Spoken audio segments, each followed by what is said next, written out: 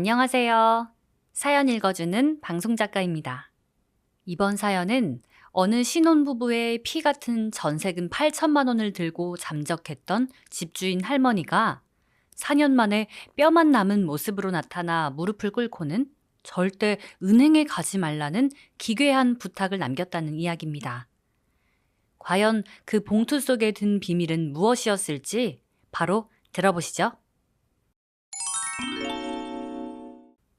평일 저녁 7시는 저에게 가장 정신없는 시간이에요. 가스레인지 위에서는 된장찌개가 보글보글 끓고 식탁 한쪽에서는 5살 난 아들 시우가 배고프다며 숟가락으로 식탁을 툭툭 치고 있었죠. 부천의 이 낡은 다세대 주택은 방음이 그리 좋지 않아서 옆집 물 쓰는 소리까지 다 들리곤 하거든요. 그때였어요.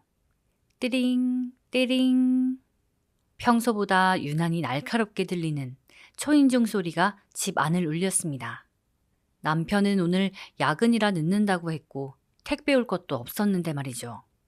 저는 고무장갑을 낀 채로 인터폰 화면을 확인했어요. 화면 속에는 웬 할머니 한 분이 서 계셨습니다. 머리는 희끗희끗하다 못해 지저분하게 헝클어져 있고 입고 있는 외투는 계절에 맞지 않게 두껍고 때가 꼬질꼬질했죠.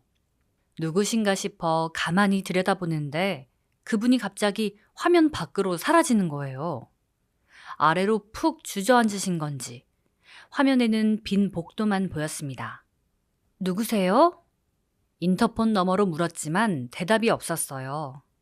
이상한 공포감이 밀려왔지만 혹시나 사고라도 난 건가 싶어 저는 조심스럽게 현관문을 열었습니다. 차가운 복도 공기가 집 안에 온기와 섞이며 발목을 감쌌죠. 그곳에 한 노파가 무릎을 꿇고 있었습니다. 낡은 타일 바닥에 이마를 대고 납작 엎드린 채로요. 시우가 제 바지가랑이를 붙잡으며 엄마, 누구야? 하고 작게 속삭였어요. 저는 시우를 등 뒤로 숨기며 당황해서 소리쳤죠. 할머니, 왜 이러세요? 누구신데 우리 집 앞에서 이러시는 거예요? 노파가 천천히 고개를 들었습니다. 가로등 불빛도 제대로 들지 않는 복도에서 마주한 그 얼굴을 보는 순간 제 심장이 발바닥까지 툭 떨어지는 기분이었어요. 깊게 파인 주름 사이로 흐르는 눈물 자국, 그리고 초점을 잃은 눈동자. 김복순 할머니였어요. 4년 전 저희 부부의 전세금 8천만 원을 통째로 들고 사라졌던 윗집 집주인 할머니였죠. 기억 속의 할머니는 늘 단정한 블라우스 차림에 인자한 미소를 짓고 계셨는데 지금 제 앞에 있는 사람은 길거리에서 흔히 볼 수 있는, 아니 그보다 더 처참한 행색을 한 노숙자나 다름없었습니다. 손등은 거북이 등껍질처럼 딱딱하게 갈라져 있었고 손톱 밑에는 새까만 때가 끼어 있었죠. 제 다리가 부들부들 떨리기 시작했습니다. 분노인지 아니면 4년 만에 마주한 그 사람에 대한 공포인지 알 수 없었죠. 할머니는 떨리는 두 손으로 가슴팍에 품고 있던 검은 비닐봉지를 꺼냈습니다. 그리고는 그 안에 든 두툼한 노란 봉투를 마치 신주단지 모시듯 제 앞에 내밀었어요. 이거 받아주세요, 시우 엄마. 그 목소리는 갈라진 논바닥처럼 푸석거렸습니다. 4년 만에 듣는 제 호칭에 숨이 턱 막혔어요. 할머니는 제 눈을 똑바로 보지 못한 채 바닥을 보며 말을 이어갔습니다. 죽을 죄를 졌습니다. 정말 죽을 죄를 졌어요. 이 돈 늦었지만 꼭 받아주세요. 봉투가 바닥에 놓이는 소리가 둔탁하게 들렸습니다. 꽤 묵직했어요.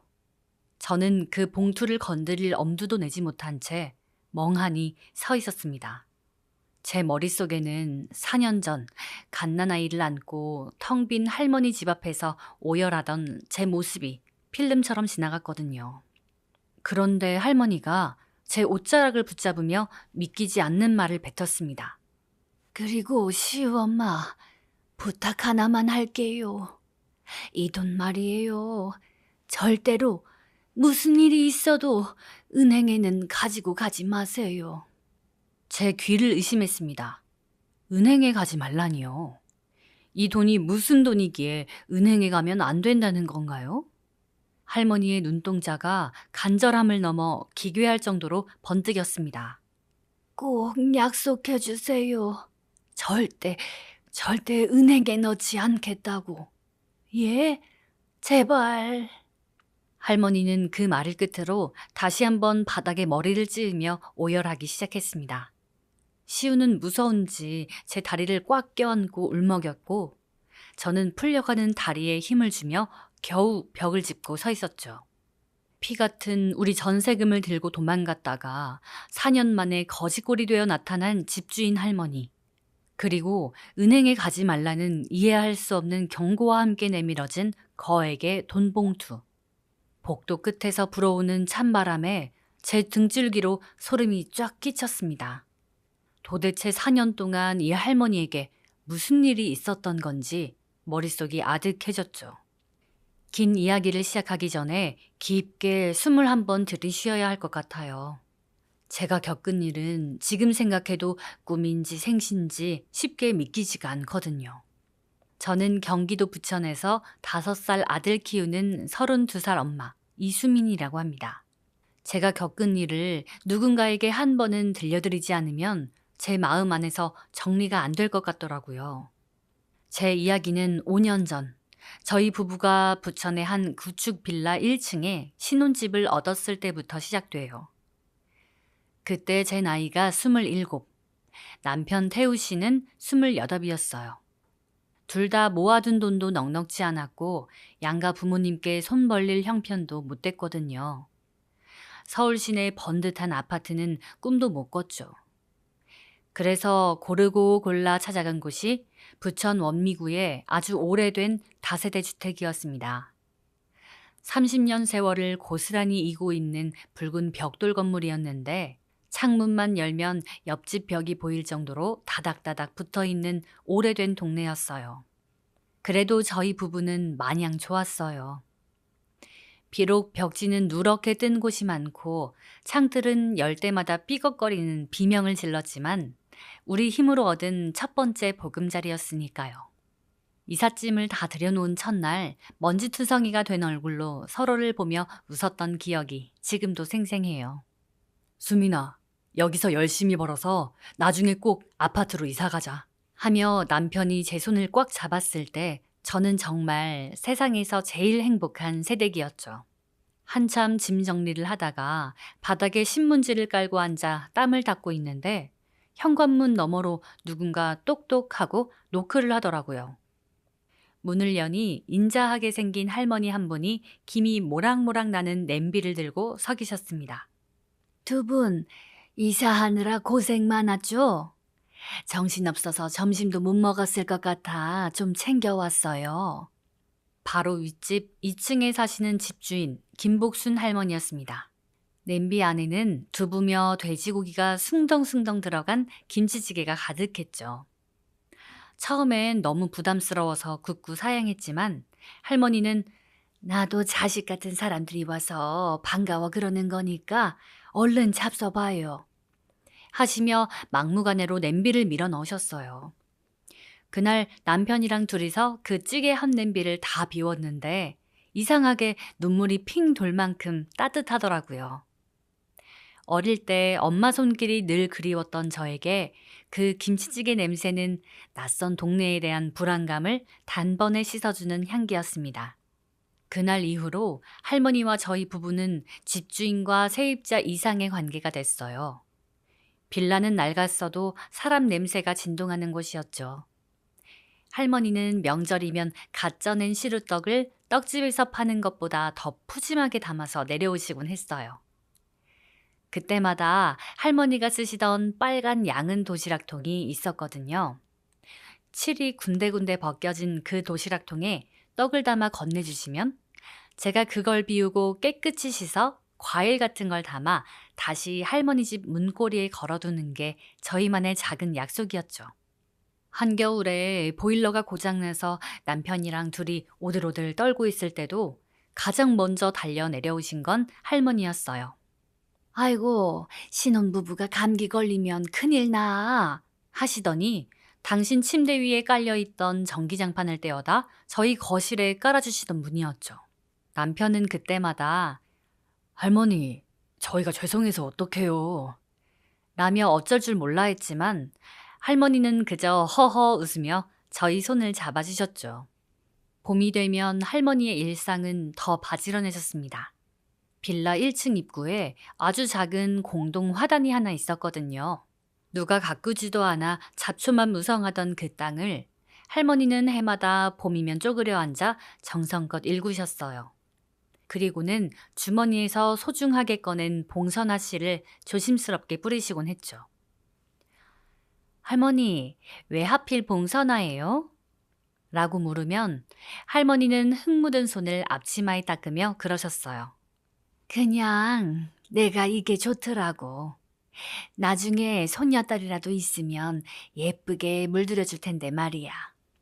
그 말을 하던 할머니의 눈빛이 가끔 쓸쓸해 보일 때가 있었지만 저는 그게 그저 혼자 사시는 노인의 외로움인 줄로만 알았습니다. 저녁 7시만 되면 할머니는 어김없이 베란다로 나오셨어요. 그리고 낮 동안 말린 빨래들을 하나하나 정성스럽게 거두셨죠.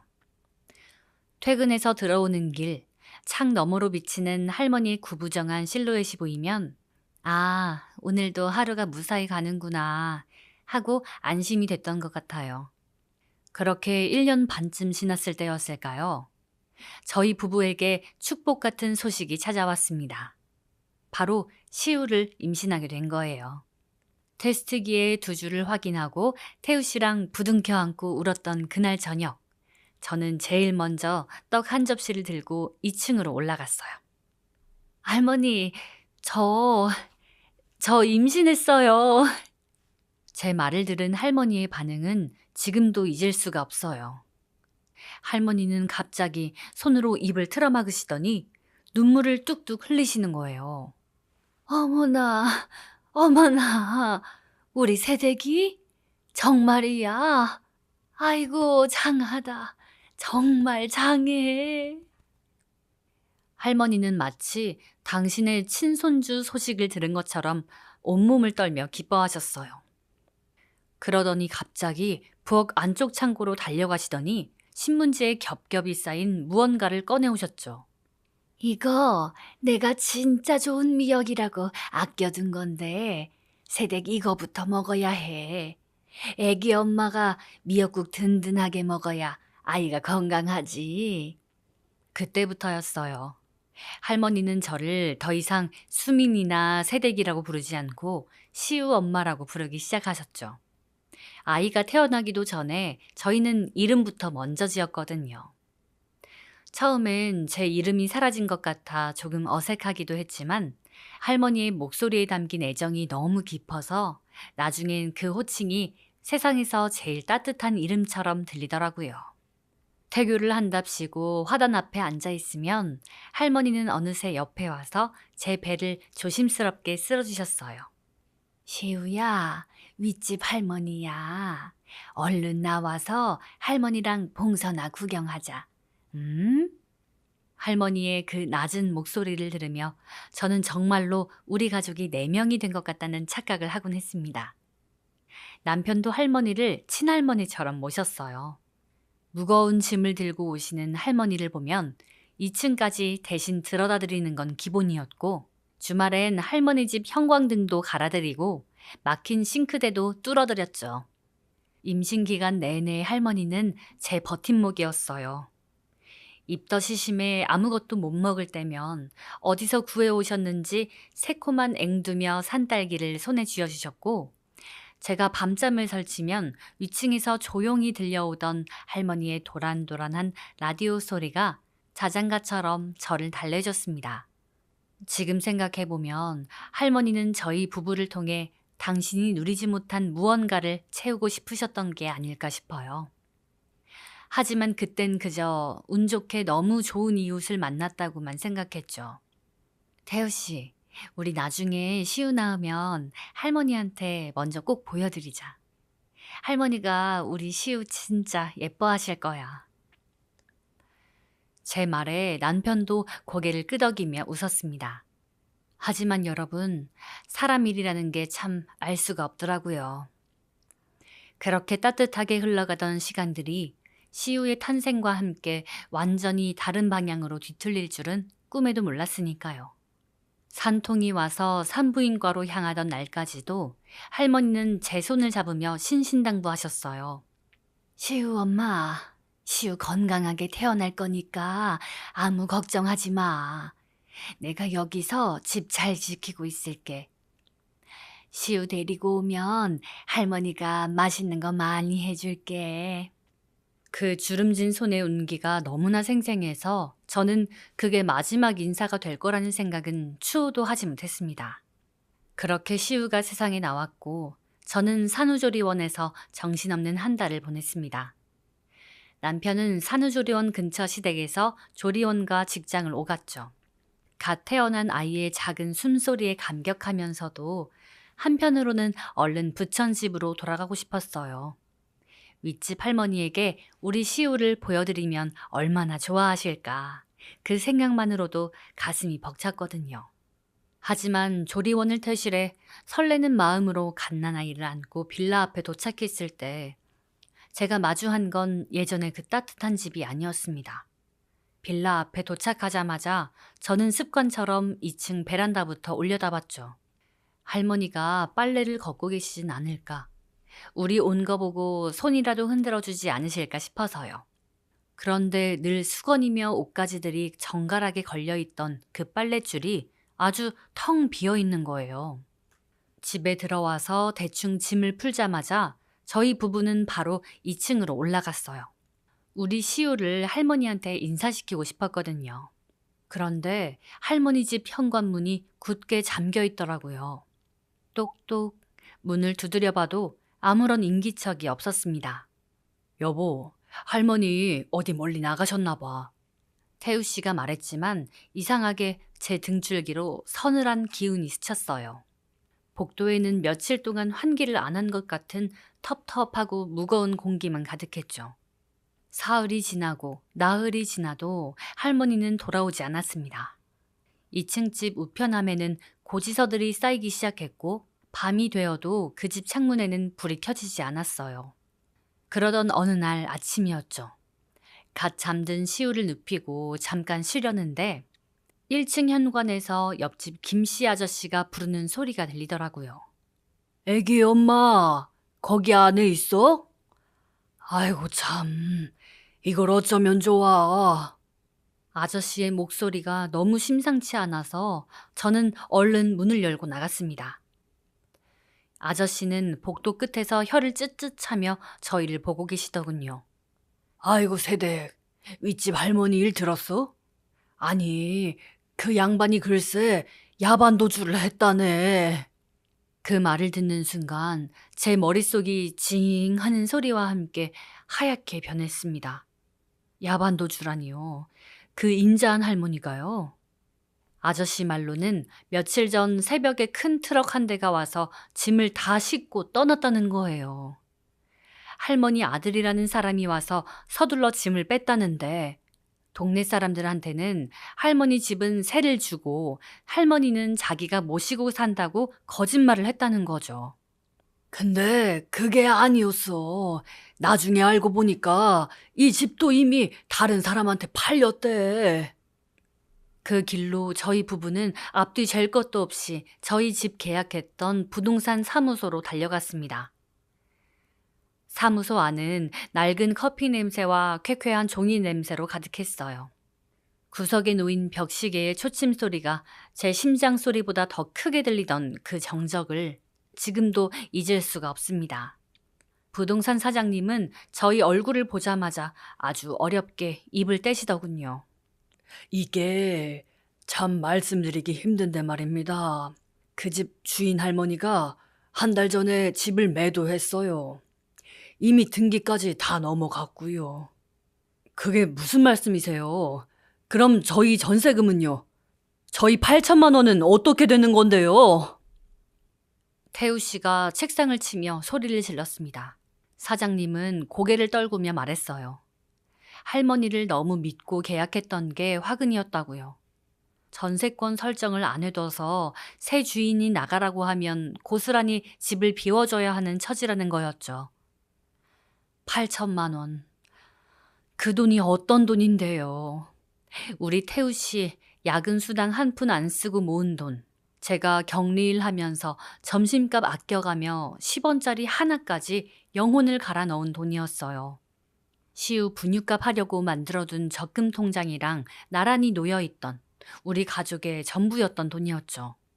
일단은 상황을 좀 지켜보시는 게. 사장님의 이야기가 제대로 들리지 않았습니다. 제품에서 곤히 자고 있던 시우가 뭔가 불편한지 자지러지게 울기 시작했어요. 저는 그 자리에 주저앉아 우는 아이를 달랠 생각도 못한 채 같이 오열했습니다. 할머니, 우리한테 왜 그러셨어요? 시우 보고 그렇게 좋아하셨으면서 우리 미역국까지 챙겨주셨으면서 어떻게 우리 돈을 들고 그렇게 사라지실 수가 있어요? 배신감에 가슴이 찢어지는 것 같았습니다. 결국 저희 부부는 쫓겨나듯 그 빌라를 나와야 했어요.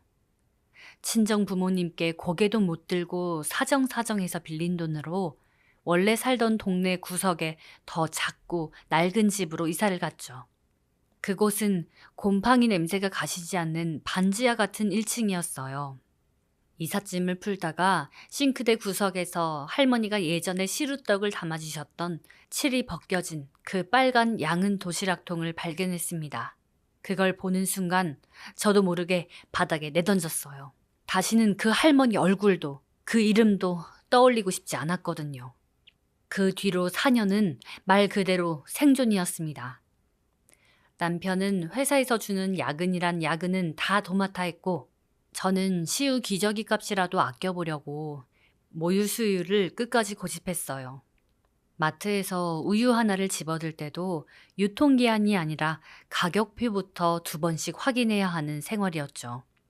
처음 1년은 할머니가 죽이고 싶을 만큼 미웠습니다. 2년 차가 되니 그 분노가 무거운 돌덩이가 되어 가슴 한구석에 가라앉더라고요. 3년 차부터는 그냥 잊기로 했습니다. 잊지 않으면 제가 미쳐버릴 것 같았거든요. 그렇게 4년이라는 시간이 흘러 우리 시우가 벌써 5살이 됐습니다.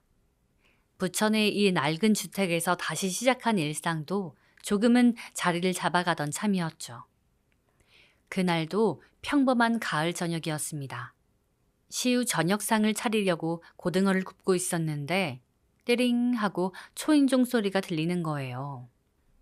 택배 올 것도 없는데 누구지 싶어 문을 열었을 때 제 눈앞에 펼쳐진 광경을 보며 저는 숨을 쉴 수가 없었습니다. 복도 바닥에 웬 노파가 무릎을 꿇고 엎드려 있었거든요. 머리는 넝마처럼 헝클어지고 옷은 때에 절어있는 알아볼 수도 없을 만큼 마른 노인이었습니다. 그 노인이 떨리는 손으로 검은 비닐봉지를 내밀며 제 옷자락을 붙잡았어요. 이거 받아주세요. 시우 엄마, 죽을 죄를 졌습니다. 그 갈라진 목소리가 제 귓가를 때리는 순간 저는 깨달았습니다. 4년 동안 제 인생을 통째로 앗아갔던 그 사람, 김복순 할머니가 우리 집 앞에 나타났다는 것을요. 그리고 할머니는 제 눈을 똑바로 쳐다보지도 못한 채 숨이 넘어갈 듯한 목소리로 한마디를 더 보탰습니다. 이거 받아주시고 제발 절대로 은행에는 가지고 가지 마세요. 꼭 약속해 주세요. 그 말도 안 되는 부탁과 함께 내밀어진 그 무거운 봉투. 시우가 제 다리 뒤로 숨으며 무서워하는 소리도 들리지 않을 만큼 저는 그 자리에서 굳어버렸습니다. 대체 이 할머니는 지난 4년 동안 어디서 뭘 하다가 이런 몰골로 나타나는 걸까? 그때는 분노보다 안타까운 마음이 더 컸던 것 같아요. 저는 떨리는 손으로 할머니의 깡마른 어깨를 붙잡았습니다. 뼈만 남은 그 어깨가 제 손바닥 밑에서 바르르 떨리더군요. 일단 들어오세요. 할머니, 일단 들어와서 말씀하세요. 저는 반사적으로 복도에 엎드린 할머니를 거실로 들였습니다. 시우는 무서운지 제 치맛자락을 꽉 붙잡고 놓지 않았고 할머니는 거실에 들어와서도 소파는커녕 바닥에 주저앉아 고개를 들지 못하셨어요.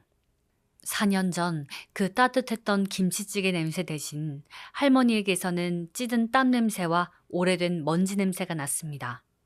그 냄새가 할머니가 보낸 지난 4년을 말 대신 전해주는 것 같아 가슴이 먹먹했죠.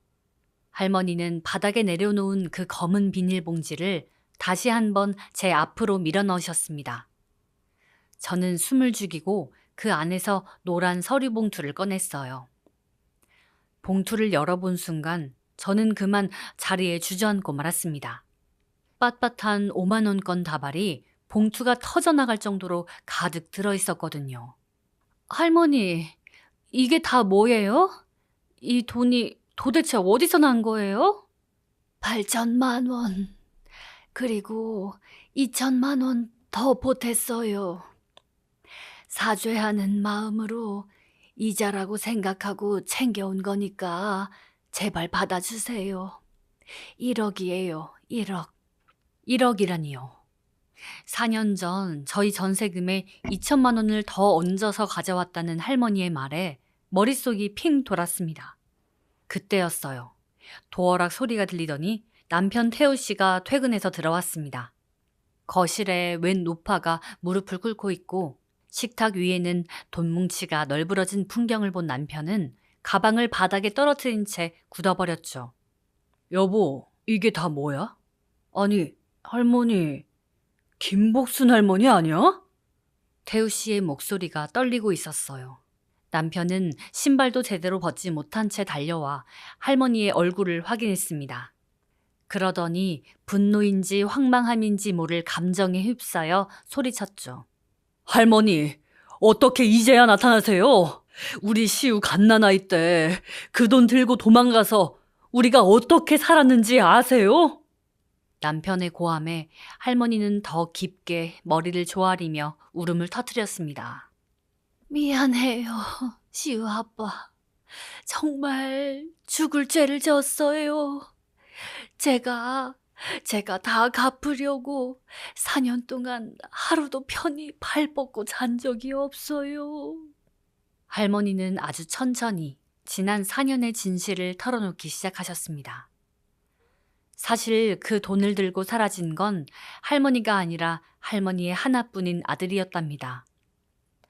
주식에 손을 댔다가 빚더미에 앉은 아들이 할머니 몰래 집 등기를 넘기고 세입자들 전세금까지 챙겨서 잠적해버렸던 거예요. 할머니는 어느 날 우편함에 꽂힌 등기 이전 통지서를 보고서야 아들이 집을 팔아치웠다는 걸 알게 되셨대요. 그날 할머니는 자기 집 부엌에 앉아 2시간을 멍하니 계셨다고 합니다. 아들 놈 찾아서 어떻게든 해보려고 했지만 연락도 안 되고 차마 새댁네 얼굴을 볼 수가 없더라고요. 내 자식이 저지른 죄인데 내가 무슨 낯으로 사죄를 하겠어. 그래서 결심했어요. 내 손으로 갚기 전엔 절대로 돌아오지 않겠다고. 할머니는 그 길로 보찜 하나 싸들고 동네를 떠나셨답니다. 식당 설거지, 파출부, 사무실 청소. 7순이 넘은 노인이 할 수 있는 일은 다 하셨대요. 돈을 아끼려고 한겨울에도 난방 안 되는 고시원 방에서 주무시고 어떨 때는 차비 아끼려고 두정거장 거리를 매일 걸어다니며 노숙자 무료급식소에서 끼니를 해결하기도 하셨답니다. 손가락 끝을 보여주시는데 손톱이 빠졌다가 다시 자란 건지 울퉁불퉁하고 검게 죽어있더군요. 그 손으로 10원 한 장 안 쓰고 모은 돈이 바로 이 1억이었던 겁니다. 남편 태우 씨는 아무 말도 하지 못하고 천장만 바라보며 거칠게 숨을 몰아쉬었습니다. 저 역시 눈물이 멈추지 않았어요. 4년 동안 할머니를 원망하고 저주했던 제 자신이 갑자기 너무 부끄러워졌거든요. 할머니는 손등으로 눈물을 닦으며 제 손을 꼭 잡으셨습니다. 그런데 그 눈빛이 아까보다 훨씬 더 단호해지시는 거예요. 시우 엄마, 내 말 잘 들어야 해. 이 돈 말이야, 절대로 은행에 넣지 마. 꼭 약속해. 할머니, 그게 무슨 말씀이세요? 이 큰 돈을 어떻게 은행에 안 넣어요? 할머니는 주위를 살피듯 목소리를 낮추셨습니다. 내가 새벽마다 강남에 있는 어떤 증권회사 사무실 청소를 했거든. 매일 새벽 5시에 가서 회의실 쓰레기통 비우고 있으면 양복 입은 높은 분들이 일찍 나와서 회의하는 소리가 들려. 다들 입을 모아 그러더라고. 이제는 반도체 시대라고. 그 주식 안 사면 바보라고. 시우 엄마, 나처럼 배우지 못한 늙은이가 뭘 알겠냐마는 그 사람들 눈빛이 보통이 아니었어. 내가 1년 내내 그 사람들 이야기를 엿들으면서 결론을 내린 거야. 이 돈 꼭 반도체 회사 주식에 넣어. 그래야 우리 세댁네 고생한 거 보상받을 수 있어. 태우 씨가 할머니, 주식은 위험한 거예요. 할머니 아들도 주식으로 돈을 다 날렸다면서요. 라며 만류했지만 할머니는 막무가내였습니다. 아니야, 시우 아빠. 내 말 한 번만 들어줘. 이게 내가 시우 엄마한테 해줄 수 있는 마지막 속죄야. 제발 나 믿고 그 주식 사. 은행 이자 따위랑은 비교도 안 된대. 내가 그 회의실 청소하면서 그 사람들이 가리키던 그 종목 이름 내가 안 잊으려고 여기 다 적어뒀어. 할머니는 낡은 수첩을 꺼내 삐뚤삐뚤하게 적힌 회사 이름 하나를 보여주셨습니다. 지금은 누구나 아는 그 대형 반도체 회사였죠. 수민아, 이거 진짜 믿어도 되는 걸까? 남편의 흔들리는 눈동자가 저를 향했습니다. 하지만 저는 할머니의 저 검게 죽은 손톱과 굽은 등을 보며 사실 여부를 떠나 그냥 할머니의 말을 들어드리는 게 도리가 아닐까 싶은 생각이 들었습니다.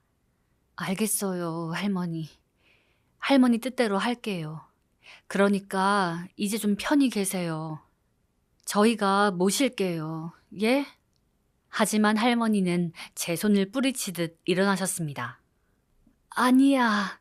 나는 갈 데가 있어. 갚아야 할 곳이 여기뿐만이 아니거든. 시우 엄마, 주식 꼭 사야 해. 그거면 돼. 그거면 나는 홀가분해. 할머니는 빌라 현관을 나서는 순간까지도 돌아보지 않으셨습니다. 가을 저녁에 어스름한 골목길로 사라지는 그 노파의 굽은 등을 저와 남편은 한참 동안 바라보고 서 있었죠. 시우가 제 손을 잡으며 다시 물었습니다. 엄마, 저 할머니 누구야? 저는 시우를 번쩍 안아들었어요. 시우야, 옛날에 우리 집 위에 사시던 정말로 마음 따뜻한 할머니야. 그날 밤 저희 부부는 식탁 위에 놓인 1억 원 봉투를 앞에 두고 새벽이 밝아올 때까지 마주 앉아 있었습니다. 1억이라는 액수가 주는 압도적인 무게보다 그 돈에 묻은 할머니의 사년이 더 무겁게 느껴지는 밤이었죠. 남편은 수첩에 적힌 그 회사 이름을 손가락으로 덧그리며 말했습니다. 수민아, 우리 할머니 말대로 해보자. 이 돈 애초에 우리 인생에서 사라졌던 돈이라고 생각하고 딱 할머니 마음만 믿고 넣어보자. 그렇게 저희의 1억은 할머니의 말도 안 되는 부탁과 함께 한 반도체 회사의 주식으로 바뀌었습니다. 그때는 정말 몰랐어요. 그 결정이 1년 뒤 저희 인생을 어떻게 뒤집어 놓을지 말이죠. 그렇게 1년이라는 시간이 흘렀습니다. 처음 몇 달 동안은 사실 매일 아침 주식시장이 열릴 때마다 핸드폰을 붙잡고 살았거든요. 숫자가 조금만 내려가도 심장이 덜컥 내려앉고 역시 할머니가 잘못하신 게 아닐까 하는 의심이 고개를 들었죠. 하지만 6개월이 지나고 찬바람이 불기 시작하면서 숫자가 이상하게 움직이더라고요. 무서워서 아예 앱을 삭제해버리고 잊고 살았는데 약속한 1년이 되던 날 남편이 두근거리는 손으로 다시 그 앱을 열었습니다. 거실 소파에 앉아 남편의 옆모습을 보는데 남편의 눈이 점점 커지더니 입술이 파르르 떨리더군요. 남편이 아무 말 없이 핸드폰을 제 앞으로 밀어 넣었습니다. 화면 위에 찍힌 숫자는 9억 8천만 원이었어요. 2억, 3억도 아니고 9억 8천이요. 원금 1억 원에서 거의 10배가 불어난 거죠. 전 세계가 AI 데이터 센터를 짓느라 반도체 수요가 순식간에 급등했다고 하더라고요. 1억이라는 돈이 1년 만에 10억에 가까운 거금이 되어 돌아온 거예요. 그런데 이상하죠? 그토록 바라던 큰 돈이 눈앞에 있는데 기뻐서 소리를 지르기는커녕 제 등줄기로는 차가운 소름이 쫙 끼쳤습니다. 남편도 핸드폰을 내려놓은 채 한참을 멍하니 허공만 바라보더군요. 1년 전 빳빳한 돈 뭉치를 건네며 꼭 주식을 사야 한다던 할머니의 그 간절한 눈빛이, 그리고 골목길로 사라지던 그 초라한 뒷모습이 10억이라는 숫자보다 더 무겁게 저희 가슴을 짓눌렀거든요. 수민아, 이거 우리 할머니부터 찾아야 해. 이 돈 그냥 우리가 홀랑 쓸 수 있는 돈이 아니야. 할머니가 어떻게 모은 돈인데 우리가 이러면 안 되는 거잖아. 남편의 목소리는 젖어 있었고 눈시울은 이미 붉어져 있었습니다. 저희는 그날 저녁 곧바로 차를 몰아 부천 옛 동네를 찾았어요. 예전 부동산 사장님부터 우리가 살던 빌라의 옆집 김씨 아저씨까지 밤늦게 붙잡고 할머니의 행방을 물었죠. 제발 한 번만 도와달라고. 그 할머니 꼭 찾아야 한다고 사정사정 했습니다. 다행히 시장 입구에서 붕어빵을 파시는 아주머니 한 분이 조심스럽게 입을 떼시더군요. 그 할머니 여기서 좀 떨어진 옆 동네 반지하방에 사신다는 소문은 들었어. 가끔 시장 나오는데 행색이 너무 안 좋아서 다들 눈길을 피할 정도였으니까. 가르쳐준 주소를 들고 찾아간 곳은 햇볕 한 줌 들지 않는 주택가 끝자락의 반지하방이었습니다. 계단 아래로 내려갈수록 코끝을 찌르는 쾌쾌한 곰팡이 냄새와 눅눅한 습기가 온몸을 휘감았죠. 떨리는 손으로 낡은 철문을 두드리자 한참 만에 문이 열렸습니다. 그런데 문 뒤에 서 있는 할머니를 보는 순간 저는 그만 자리에 주저앉아 버렸습니다. 1년 전보다 훨씬 더 야위어서 이제는 정말 뼈 위에 가죽만 남은 노인이 서 계셨거든요. 저를 바라보는 눈동자조차 흐릿해져서 초점이 잘 맞지 않는 것 같았습니다. 아이고, 시우 엄마. 여기를 어떻게 찾았어? 이 누추한 곳을. 방 안으로 들어가니 상황은 더 처참했습니다. 방 한 구석엔 약봉지들이 산더미처럼 쌓여 있었고 좁은 방 안은 매캐한 한약 냄새와 톡 쏘는 소독약 냄새로 가득했죠. 가구라고는 낡은 서랍장 하나뿐인 그 차가운 방바닥에서 할머니는 거친 숨을 몰아쉬는 것조차 힘겨워 보이셨어요. 저는 할머니의 그 마른 손을 꽉 잡았습니다. 너무 말라서 손가락 마디마디가 다 느껴질 정도였죠. 할머니, 저희 왔어요. 주식이요. 할머니 말씀하신 주식이 정말 10배가 됐어요. 이제 저희랑 같이 좋은 병원 가요. 네? 할머니 몸이 이게 뭐예요? 도대체 왜 이러고 계셨어요? 제 목소리가 갈라져 터져 나왔지만 할머니는 오히려 힘없이 웃으며 제 손등을 토닥이셨습니다. 알고 보니 할머니는 이미 1년 전부터 몸이 많이 안 좋으셨대요. 병원에서는 이미 췌장암 말기라고 손을 쓸 수 없을 만큼 온몸에 전이가 됐다는 판정을 내렸답니다. 그런데도 할머니는 저희에게 돈을 갚아야 한다는 일념 하나로 그 극심한 통증을 진통제로 버텨가며 매일 새벽 청소를 다니셨던 거예요. 본인의 수술비나 약값으로는 단 10원도 쓰지 않으시고요. 잘 됐네. 참 잘 됐어. 이제야 내가 마음 편히 눈을 감겠어. 시우 엄마, 시우 아빠, 그동안 나 때문에 고생 많았지? 할머니는 오히려 홀가분하다는 듯 짓무른 눈가로 미소를 지으셨습니다. 그 평온한 표정을 보는데 정말 억장이 무너지는 기분이었어요. 저는 할머니의 마른 무릎에 얼굴을 묻고 어린아이처럼 엉엉 울음을 터뜨렸습니다. 할머니, 이게 뭐예요? 이게 대체 무슨 꼴이냐고요? 왜 이렇게 미련하게 혼자 다 짊어지셨어요? 옆에 서 있던 남편 태우 씨도 결국 벽을 짚고 어깨를 들썩이며 무너졌습니다. 할머니를 그토록 미워하고 입에 담지 못할 욕까지 하며 보낸 지난 시간이 비수처럼 돌아와 가슴에 박히는 것 같았죠.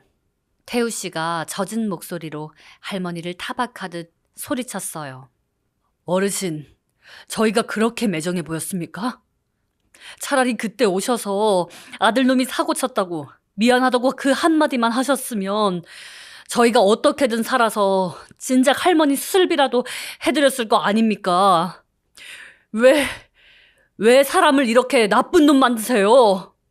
남편의 절규 섞인 원망에도 할머니는 그저 거칠어진 손으로 태우 씨의 옷자락을 매만지셨습니다. 좁고 눅눅한 지하방에 저희 부부의 통곡 소리가 가득 찼죠. 할머니는 한참 동안 저희의 울음 섞인 타박을 다 받아주시더니 아주 나직하게 입을 떼셨습니다. 자식이라는 게 그런 거더라고. 내 배 아파 낳은 놈이 남의 가슴에 대못을 박았는데 애미라는 사람이 어떻게 뻔뻔하게 얼굴을 들고 살겠어. 그놈이 지은 죄 내가 씻겨서 보내야지. 그래야 그놈이 나중에라도 사람 굿이라고 살지 않겠나 싶어서. 할머니의 목소리에는 그 인간 말종 같은 아들에 대한 원망보다 끝까지 지켜주지 못했다는 자책이 더 짙게 배어 있었습니다. 저는 이해할 수 없었어요. 자기 인생을 통째로 갈아넣고 목숨까지 버려가면서 어떻게 그 원흉인 자식을 감싸 안을 수 있는지요. 제가 고개를 저으며 할머니를 바라보자 할머니가 제 눈물을 닦아주며 속삭이셨습니다. 시우 엄마도 나중에 우리 시우 더 키워보면 내 마음 알 거야. 자식이 죽을 죄를 지어도 세상 천지가 다 그놈 손가락질 해도 마지막까지 그놈 손 잡아줘야 하는 게 그게 엄마거든. 그 말씀이 제 가슴팍을 묵직하게 때렸습니다. 할머니는 저희가 모시겠다는 제안도 큰 병원으로 옮기자는 간곡한 부탁도 손사래를 치며 굳고 사양하셨어요. 이제는 빚을 다 갚아 여한이 없다며 당신의 남은 기력을 다 소진한 사람처럼 작아져 있었죠. 그러다 문득 혼잣말처럼 아주 작게 덧붙이셨습니다. 에휴, 죽기 전에 우리 상철이 얼굴이나 한 번만 보고 가면 그럼 정말 소원이 없겠네. 어디서 밥이나 굶지 않고 사는지, 나쁜 맘 먹고 살고 있지는 않은지. 초점을 잃어가는 할머니 눈동자가 허공을 헤매고 있었습니다. 자기를 사지로 몰아넣은 아들을 향한 그 미련하고도 거대한 사랑. 저는 그 순간 결심했어요. 이 할머니의 마지막 길에 그 아들놈을 반드시 데려다 놓겠다고요. 설령 그 인간 멱살을 잡고 끌고 오는 한이 있더라도 할머니의 그 애끓는 소원만큼은 꼭 들어드려야겠다고 생각했습니다. 그날부터 저희 부부는 정말 제정신이 아니었습니다.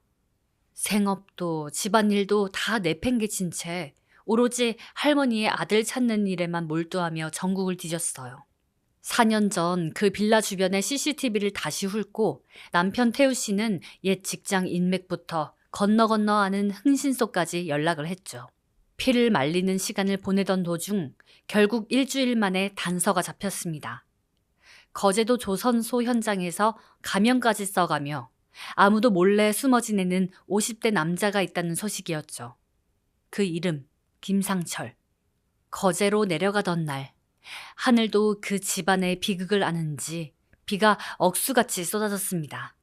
앞이 보이지 않을 정도로 내리치는 빗줄기를 뚫고 거제 조선소 근처에 도착했을 때 거대한 배들이 늘어선 그 차가운 철제숲 사이에서 저희는 그를 마주했습니다. 낡은 컨테이너 숙소 앞, 흙먼지와 기름때에 범벅이 된 채 쪼그려 앉아 퉁퉁 부른 컵라면을 삼키고 있던 그 남자 말이에요. 저희 부부를 발견한 김상철 씨는 처음엔 겁에 질린 짐승처럼 도망치려 했습니다. 비틀거리며 빗속으로 뛰쳐나가는 그를 태우 씨가 달려나가 멱살을 잡았죠. 진흙탕에 구르며 태우 씨가 소리쳤습니다. 이 비겁한 인간아, 도망치면 다야? 당신 때문에 당신 어머니가 지금 어떻게 됐는지 알아? 김상철 씨는 흙바닥에 처박힌 채 몰라요. 나 그런 사람 몰라.